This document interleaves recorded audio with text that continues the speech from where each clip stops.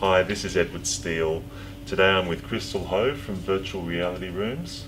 Christal, thanks very much for joining me. I'm very pleased that you could be my first interviewee. Just to start us off, I was wondering if you could tell me a little bit about Virtual Reality Rooms and what you actually do here. Well, Virtual Reality Rooms is Australia's first virtual reality team-based escape games. So this is where teams of 2 to 6 people go into a room, put on virtual reality headsets, and then they're immersed into an entirely new world to play a particular adventure. Okay, so I just wonder what got you into this line of work? So my background's been quite varied. I come from a corporate background. I was a lawyer for a number of years and then a management consultant. And 4 years ago, my business partners for my other business contacted me about an escape game business. And as a result of that, we took out the master franchise for a brand called Escape Hunt.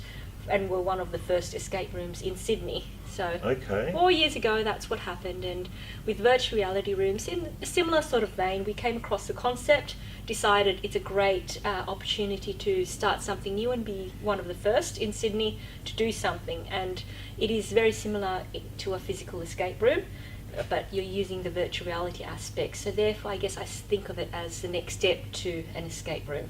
Cool. Yeah. Are you still running the escape room in Sydney? Yeah, so Escape Hunt is a business that that is run at the moment as well, but my manager takes care of that for the most part. I still have involvement, but not so heavily as you can imagine with Escape Room, because that's the new business. So you've got a manager for escape room. hmm Do you find that it's how do you find delegation?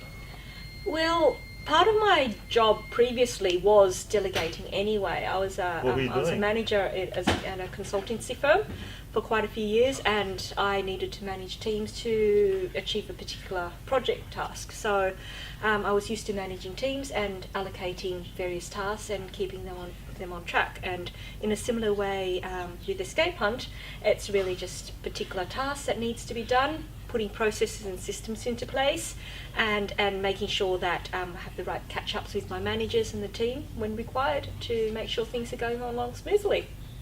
And do you find that there are many challenges that pop up when you have to entrust somebody else to look after your baby, if I can say that? I think it's kind of like a mentality. Of course, nobody's necessarily going to do it as well as you could in some respects, but that's part of the beauty of delegation, though. You can kind of like get them to achieve a whole bunch more than you would do doing yourself, right? You've only Sure. got 24 hours in a day, and you sleep for part of that, and then you've got to eat, and then you've only got like 12 hours productivity maybe a day. Sure. And you can't achieve everything then. And the reason why I do business is not to create a job for myself. It really is about actually having a lifestyle, but also still doing some engaging, interesting work and meeting some great, interesting people like yourself. Well, thank you very much. So, you mentioned before that you had some business partners and they got you onto the escape room idea. Can I ask how you built those partnerships to begin with? Well, we were friends. I'd actually met Rebecca probably 20 years ago now. So at I think it was some female women's sort of event held by one of the large accounting firms, PwC or something, and Yes. we met there and we've just hit it off, and we were friends ever since. Yes, that's good. And her husband had come across the escape hunt concept when he went to Thailand for Thailand? for a bucks party. I There was- was an I was escape thinking- hunt there, and at the time, so he played that. There's an email that came back that said looking for franchisees. He thought it was a great idea. He told his wife. His wife also thought it was a great idea. Yep. They're located in Singapore, so they needed someone here in Sydney to be on the ground. Yep. And they ended up contacting me. Mhm. I thought it was a great idea and pretty much signed on the dotted line, and the rest is history. Wow. And how has the rest been? How's it sort of tracking? Are you achieving from it what you set out to do, do you think?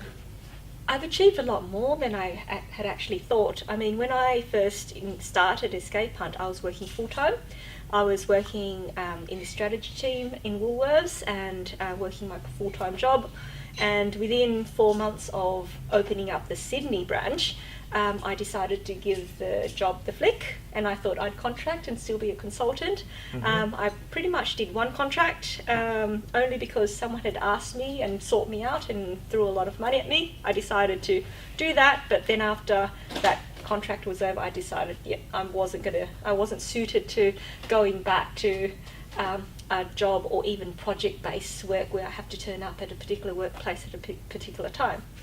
By then I'd enjoyed the freedom of being able to wake up and do what I felt like on a daily basis. Really? Yes. And because from my impression, when you own a business, you often, in one sense, it can be portrayed as freedom and doing what you want, but there's also, I think, a lot of responsibility that comes along, and a lot of areas that need your time and attention. Was that what was your experience in that area? I think with most businesses, particularly small businesses, I think most people do go into it with the intention to have the freedom. However, Yes. because they never truly let go and learn how to delegate and actually go, you know what, 80% is fine. You don't need 110% or 120%. 80% is fine as long as everything's all good and you can still improve and tweak at the bits.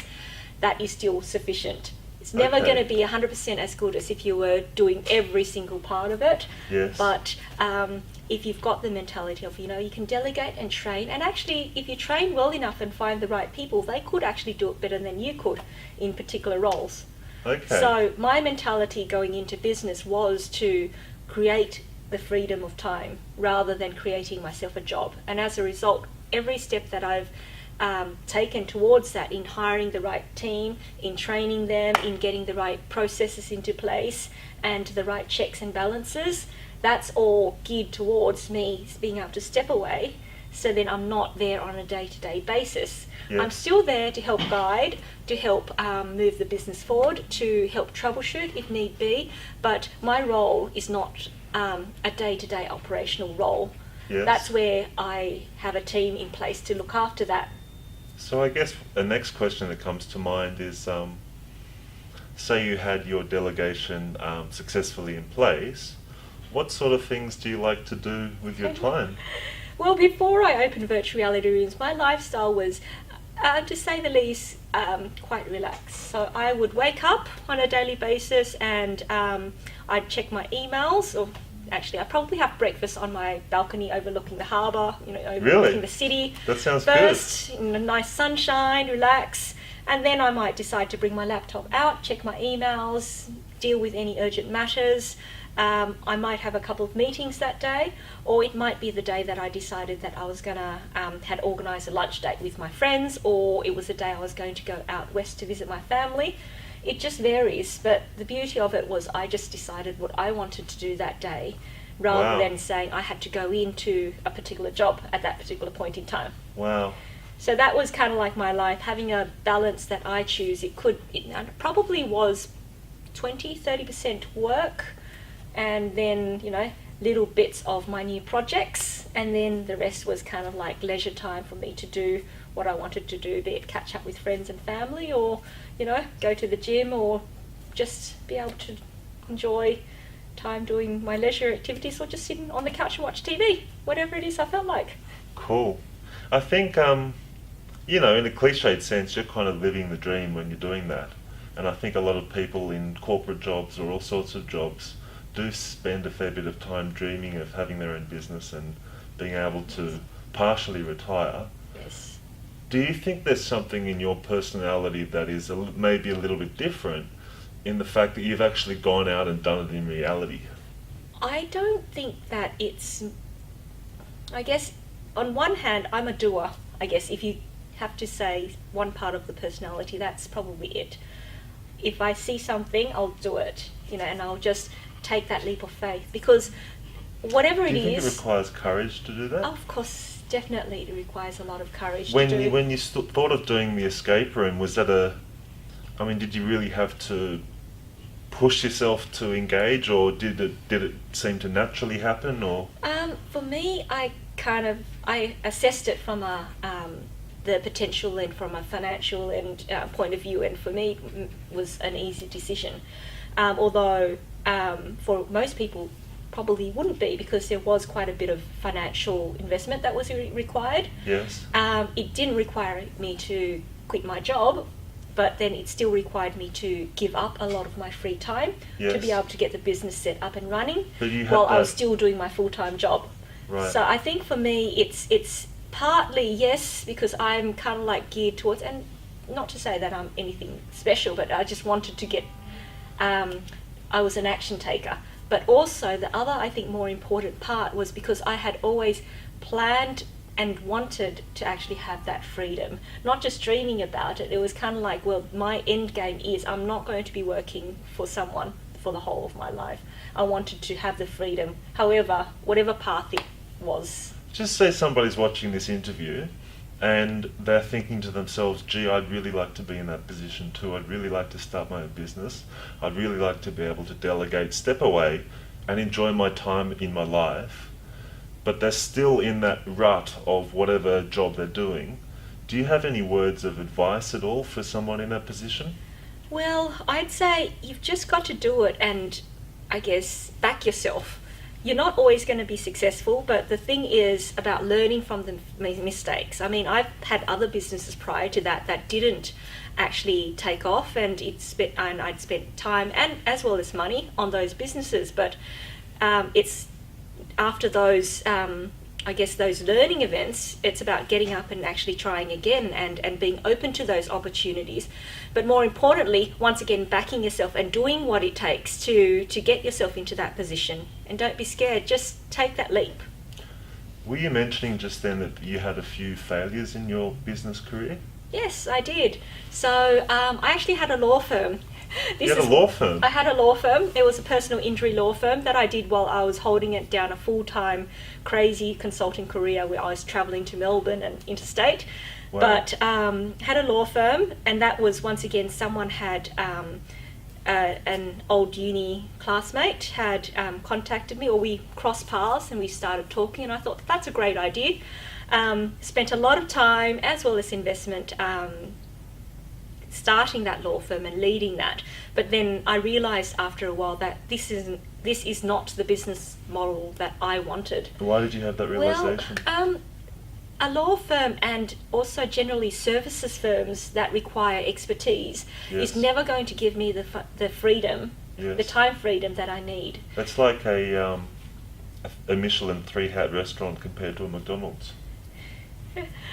Yeah, well, with a Michelin 3-hat restaurant, they love that celebrity chef, right? And you know, everything that goes along with it. And without that particular person, it wouldn't be a Michelin starred restaurant, right? Whereas with the McDonald's, it's kind of like, well, you can employ 16-year-olds, 15-year-olds to flip a burger and, you know, go through that, and it's all the processes, but you could still make a good living from that. But very different. The owner of a McDonald's restaurant isn't there flipping burgers all the time. Of course, they probably start off there, so then they know how to do it. But further down the track, they're not there flipping the burgers. Yep. So, you know, for me, that's my realisation. It wasn't the businesses that were right for what I wanted was something that I could get someone else to do and easily teach and put a process around and practices into place. It seemed like you had some very clear ideas about the direction and the way that you wanted your life to take shape. Do you know where those first came about? I think it's a culmination of years, but I remembered when I was in my 20s, I read a book called Rich Dad, Poor Dad by Robert Kiyosaki. And I've read that. Yeah, it's a great book, and at the time, I guess that was one of the first self-development type books that I read that really opened up my eyes to the idea of actually working for a living and having a job wasn't necessarily the path that is the most beneficial path. I mean, coming from an Asian background, it was study hard, you know, get great grades, go to university. In my case, yes, I got marks to go and be a lawyer, and that's what I did because I thought it would create a good living. But having read that book made me realise that I didn't actually want a job. So that book had quite a profound effect on you. Correct. So because that was the whole premise of the book, there's different ways, right? You can be a worker, or you can, do something else with your life and actually be smart about it. Yes. You can be a spender or you can be a saver and be able to invest in things. Yes. Differences between assets and liabilities. Okay. You know, those sorts of concepts were really took hold, and it resonated with me, and I thought that those were great teachings. And as a result of that, I started to, I guess, craft my life, and at least the direction I wanted to be a bit more aligned to that, as opposed to the traditional thing that an Asian upbringing Yes. actually drummed into me, which was work hard all your life, save up enough, or get your super, and then retire and hopefully be okay. I think I really quite admire what you've done. You've been able to take a step back, really consider things, take on new information, and then actually take those concrete steps to make those changes and shape your life. I think that from my experience, quite a few people in this life, they've got an inkling or they've got some understanding of what they could or might be doing, but they don't take those steps to actually achieve it. Well, it wasn't a straight path, right? As in life, you sort of like go around, and there were times in my life, I remembered early on in my career, where I forgot that, and I thought, you know what, I'm going to climb up the corporate ladder. Yes. And and get through and do that. But then after a few years of that, then I realised actually the people I wanted to be, my bosses and my boss's bosses, just didn't have the life that I wanted. Okay. And that's when I sort of took a look again. But then it's also about the opportunity, right? Yes. Still I kept a job, I still kept a career, but I was still looking for opportunities. Right. And it wasn't, I guess, until a bit later that they came across my path. I Right. had many, but then those weren't successful, as I mentioned. The law firm being one. I think I had an internet sort of business that my partner at the time had purchased, and we didn't do very much about it. Okay. Yep. So it's all Okay. about the learning, and you sort of meander around life, but hopefully you've got the end goal in mind and try to keep that in sight as much as possible. Okay, so just to sort of bring this thing towards the end, I'm wondering now, you've come so far, you've done so much. Looking forward, what sort of things do you see for yourself? I think this is the next phase in my life. I mean, I've done what I needed to do in my corporate career, and now I've created the businesses that I wanted to give me the lifestyle. And for me, it's kind of like the family phase. So it's a personal thing where Sure. for me, it's having a family and having time to spend with the family as per the lifestyle that I've created Sure. for myself, Sure. and in being able to enjoy the fruits of my labour, and still being able to do some pretty cool and interesting things in business and in life. I think I wouldn't be surprised if you found some more opportunities in the future and kept on going in this journey. It's fascinating. It's been really good talking to you. Thanks for joining me. Well, thank you very much. I'm very honoured you actually asked me to be your first interviewee. Well, I'm very glad you accepted. Thank you once again. Okay, bye.